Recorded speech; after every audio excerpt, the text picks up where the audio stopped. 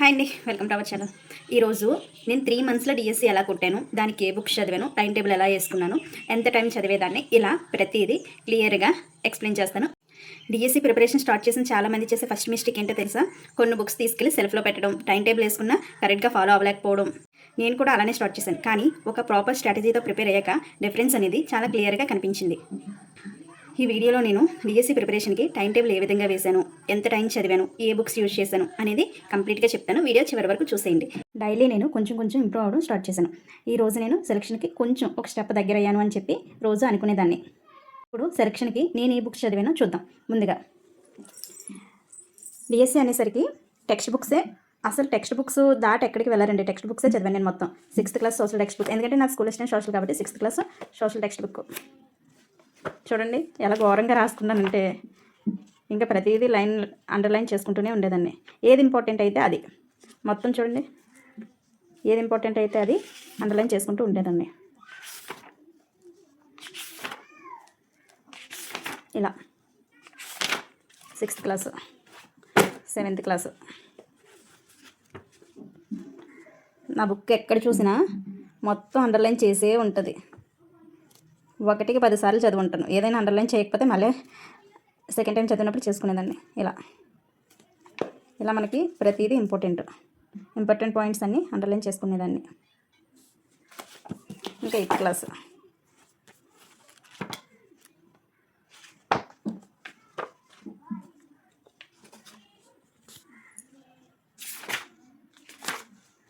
ఎక్కడ చూసినా అండర్లైన్స్ కనిపిస్తూనే ఉంటాయండి. కంప్లీట్గా నేను టెక్స్ట్ బుక్సే చదివాను. Next 9th class history. ఈ బుక్ చూస్తేనే నాకు భయం వేసిందండి ఫస్ట్లోనే, ఏంటి ఇలా ఉంది మరి అని.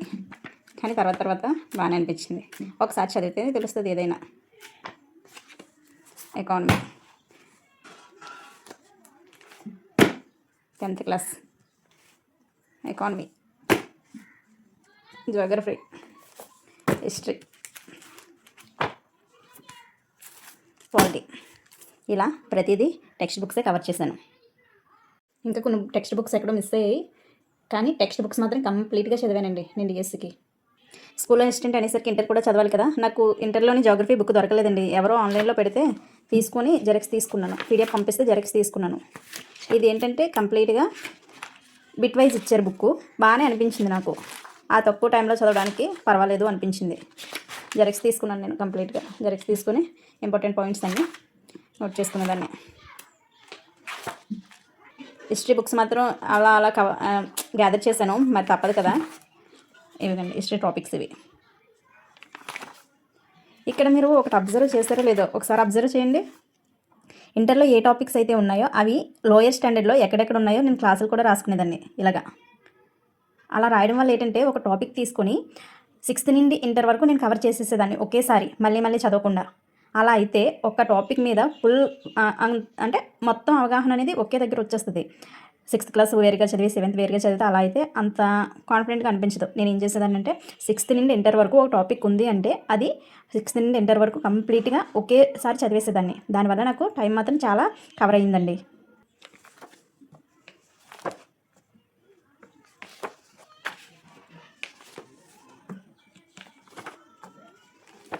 ఎంత అండర్లైన్ చేశానో చూడండి. ప్రతి పాయింట్ కూడా 1కి 10 సార్లు చదువుతూనే ఉండేదాన్ని. తర్వాత inter second year.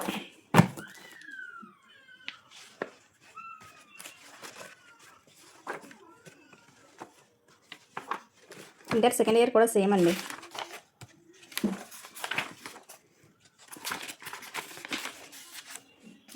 Important topics అన్నీ లోయర్ స్టాండర్డ్స్లో ఉన్నవి ఇక్కడ కూడా అండర్లైన్ చేసుకున్నాను. Next polity first year. నేను ఈ బుక్స్ కోసం చాలా సెర్చ్ చేశాను. మనకి పాలిటీలోని ఫస్ట్ ఇయర్ కంటే సెకండ్ ఇయర్ చాలా ఇంపార్టెంట్. ఫస్ట్ ఇయర్ మొత్తం క్లమ్జీగా ఉంటుంది, కాకపోతే కొన్ని ఇంపార్టెంట్ ఉంటాయి. ఆ ఇంపార్టెంట్ మాత్రమే చదివాను నేను. ఇంపార్టెంట్ టాపిక్స్ మాత్రమే చదివాను. సెకండ్ ఇయర్ అయితే మాత్రం చదవకుండా అసలు ఎగ్జామ్కి వెళ్ళొద్దు. ఎందుకంటే మ్యాక్సిమం మొత్తం ఇక్కడ చాలా ఇంపార్టెంట్ టాపిక్స్ అన్నీ ఇక్కడ కవర్ అవుతాయి.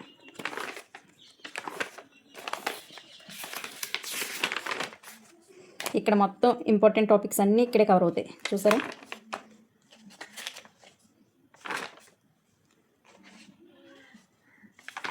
స్కూల్ అసిస్టెంట్ అనేసరికి ఇంటర్మీడియట్ బుక్స్ చాలా అంటే చాలా ఇంపార్టెంట్ అండి, గుర్తుపెట్టుకోండి. ప్రాథమిక హక్కులు ప్రతి పాయింట్ కూడా ఇంపార్టెంట్ ఇక్కడ మనకి. చదవకుండా అసలు వెళ్ళొద్దు ఎగ్జామ్కి. ఆదేశ సూత్రాలు, రాష్ట్రపతి పదవీకాలం, రాష్ట్రపతి ఎన్నిక, ఇవన్నీ చాలా అంటే చాలా బాగుంటుంది బుక్ కూడా. ఇదిగండి. Next economy.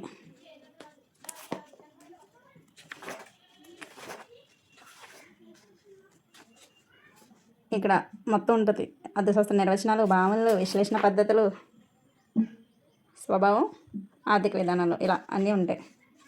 చాలా అంటే చాలా ఇంపార్టెంట్ ఇదంతా. నేను చదివింది ప్రతిదీ అండర్లైన్ చేసుకున్నాను. నేను అందుకే తక్కువ టైంలో చదివినా సరే ఈజీగా క్రాక్ చేయగలిగాను. ఇంకా ఇంటర్మీడియట్ సెకండ్ ఇయర్ ఎకానమీ, ఇది మాత్రం అసలు వద్దండి. ఎంత ఇంపార్టెంట్ అంటే చాలా ఇంపార్టెంట్. చూడండి, ఇందులో జాతీయ ఆదాయం ఇంకా ఇంపార్టెంట్. ఖచ్చితంగా ఒక్క బిట్ అయినా వస్తుంది అక్కడి నుంచి. నేనైతే ఒక ప్లాన్ ప్రకారం చదువుకునేదానండి, అందుకే అంత బాగా క్రాక్ చేయగలిగాను. సైకాలజీకి నేను ఇది ఒక బుక్ తీసుకున్నానండి. ఇది ఎవరిదంటే నాకు పెద్ద ఐడియా లేదు, కానీ బుక్ అయితే చాలా బాగుంటుంది. మాల్యాద్రి రెడ్డి బుక్ చాలా అంటే చాలా బాగుంటుంది. నేను ఫస్ట్ నుంచి ఇదే బుక్ చదివాను. సింపుల్గా, క్లియర్గా బాగా అర్థమవుతుంది. ఈ బుక్ ఎన్నిసార్లు చదువుకుంటాను. డెట్కి డిఎస్సికి కూడా సేమ్ బుక్. నేను మళ్ళీ కొత్తగా ఏమీ తీసుకోలేదు, ఈ బుక్కే చదివాను 1-10 సార్లు. బుక్ అయితే చాలా బాగుంటుందండి. ఇది కానీ కోళ్ళు కూడా పెట్టుకున్నాను గుర్తుండడానికని. ఇలా అర్థమవుతుందా కోడ్ అంటే దశలు అవి నాకు గుర్తుండే కాదు, అందుకోసమని కోడ్ రాసుకున్నాను అక్కడే.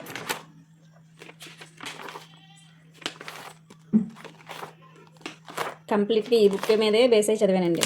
వేరే బుక్స్ అయితే ఏం చదవలేదు. మనం ఒకటే గుర్తుపెట్టుకోవాలి, బుక్స్ మార్చడం కాదు, స్టాండర్డ్గా బుక్ ఎంచుకొని ఆ బుక్ని 1-10 సార్లు చదివినట్లయితే ఈజీగా కెట్టినవచ్చు. ఇలా సైకాలజీ మొత్తం నేను ఈ బుక్ ఒక్కటే చదివాను, ఇంకే బుక్ తీసుకోలేదు. నేను వరల్డ్ లిస్ట్ అనేసరికి ఒకసారి నోట్స్ చెప్పారండి. అది ఎవరు అంటే నాకు పెద్దగా ఐడియా లేదు. విజయనగరం వెళ్ళాం మేము ఎప్పుడంటే 2018లోని విజయనగరం వెళ్ళినప్పుడు అక్కడ ఒకసారి చెప్పారు. చాలా అంటే చాలా బాగా చెప్పారు. వరల్డ్ లిస్ట్కి నేను అప్పటి నుంచి ఇప్పటి వరకు ఈ బుక్ ఒక్కటే చదివాను. నోట్స్ కూడా నేను చాలా క్లియర్గా రాసుకున్నాను. సింపుల్గా అసలు వరల్డ్ లిస్ట్ అనేసరికి మనకి ఒక విధమైన భయం వచ్చేస్తుంది, ఏంటి ఎలా చదవాలి అని. కానీ నీట్గా, చాలా నీట్గా ఇచ్చారండి సార్ నోట్స్ అయితే. నేను నీట్గా రాసుకున్నాను కూడా. అసలు ఇప్పుడు ఆ సార్ ఎక్కడ ఉన్నారు కూడా నాకు తెలియదు, కానీ సార్లు చెప్పిన నోట్స్ మాత్రం నా దగ్గర పర్మనెంట్గా అలా ఉండిపోయింది. బాగుంటుంది, ఈజీగా చదవడానికి, సింపుల్గా చెప్పారు సారు. వరిసెల్స్ అండి, నాము, ఇవన్నీ చాలా క్లియర్గా ఎక్స్ప్లెయిన్ చేశారు సార్ అయితే. నాకు ఇప్పటికీ గుర్తుంది సార్ చెప్పింది అలా.